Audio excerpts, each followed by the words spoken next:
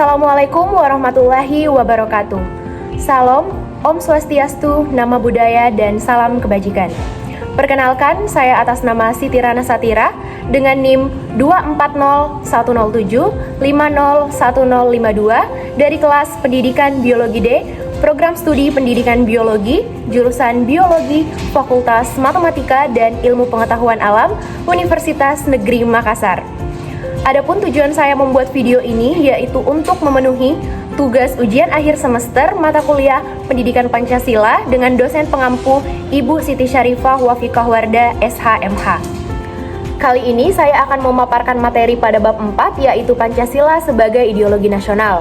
Nah, pada bab 4 ini terdapat 4 subbab juga, yaitu yang pertama pengertian dan sejarah ideologi, subbab kedua yaitu Pancasila sebagai ideologi, subbab ketiga tahapan perkembangan Pancasila sebagai ideologi, dan subbab terakhir yaitu makna Pancasila sebagai ideologi nasional Indonesia.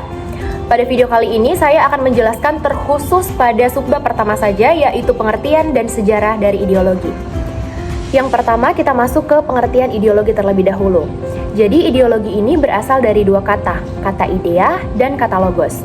Idea yang berarti konsep, gagasan, pengertian dasar atau cita-cita, dan logos yang berarti ilmu. Jadi secara harfiah dapat kita artikan bahwa ideologi ini berarti ilmu tentang gagasan atau cita-cita.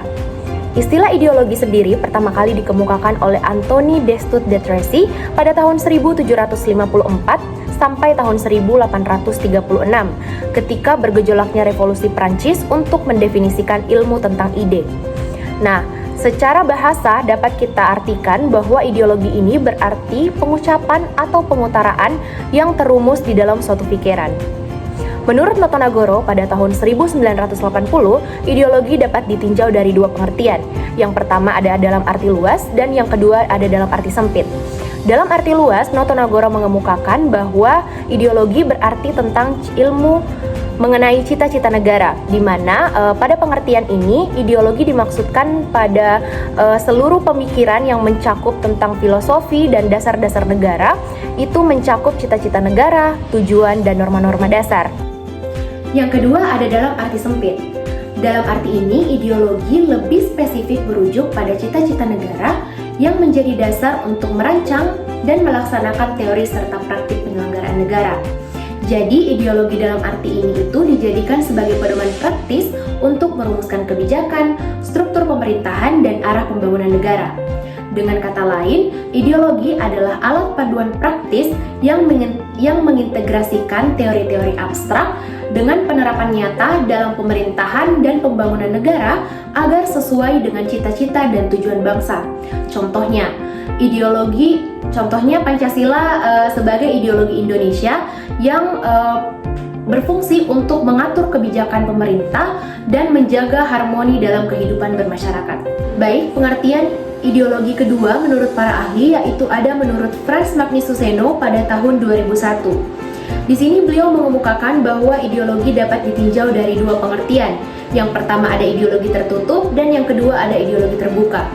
Ideologi tertutup menurut beliau adalah suatu sistem pemikiran yang bersifat dogmatis dan kaku, di mana dogmatis ini adalah suatu sikap yang teguh terhadap suatu keyakinan atau ajaran sehingga sudah tidak menghiraukan atau memperdulikan pandangan yang lain atau pandangan yang ada.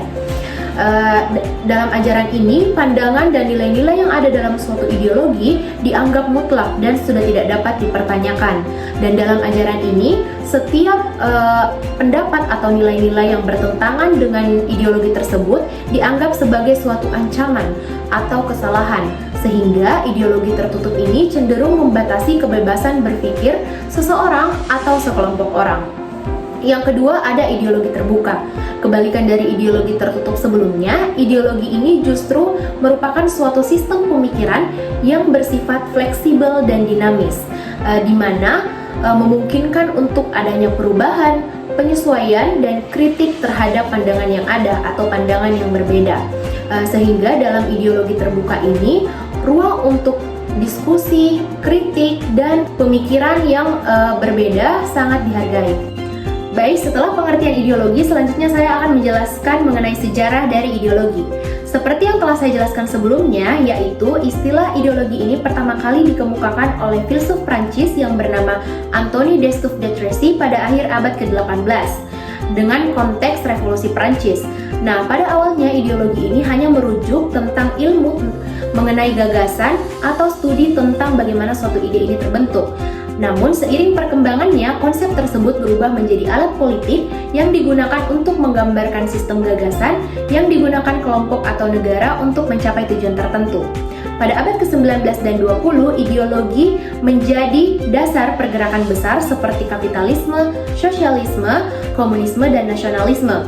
Ideologi juga dijadikan sebagai landasan kerangka berpikir kolektif dalam membangun pandangan dunia, struktur pemerintahan, dan arah kebijakan negara. Baik, berdasarkan pemaparan materi yang telah saya jelaskan sebelumnya, terkhusus pada subbab bagian pertama, yaitu pengertian dan sejarah ideologi, kita dapat mengambil kesimpulan bahwa ideologi ini berarti tentang sistem gagasan, nilai, dan cita-cita yang menjadi pedoman dalam menentukan arah dan kebijakan suatu kelompok atau negara, baik secara teoretis maupun secara praktis. Ideologi juga berfungsi sebagai landasan berpikir dan bertindak dalam membangun tatanan masyarakat sesuai dengan prinsip dan visi tertentu. Itulah tadi pemaparan materi dari saya. Saya berharap apa yang dapat saya sampaikan dapat menjadi manfaat bagi siapa yang menonton video ini. Saya ucapkan terima kasih dan wassalamualaikum warahmatullahi wabarakatuh.